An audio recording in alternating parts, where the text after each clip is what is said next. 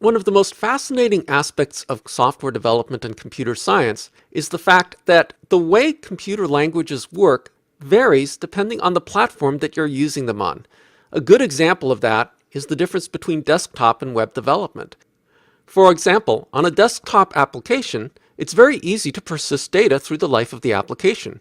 You can use global variables or class static variables to do so. How do you preserve state across an application, a session, across time? You have view state, you have cookies, you have the ability to store session state within the web server itself.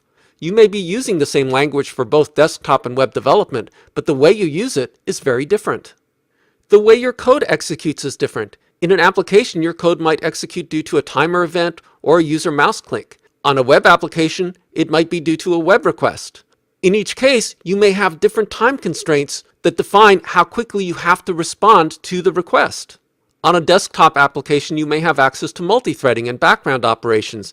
Those might be trickier under a web application.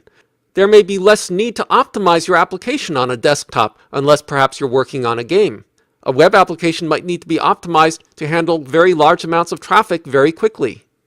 Understanding the requirements and limitations of the underlying platform are critical to understanding how to use a language properly, and all of these issues are different under Force.com.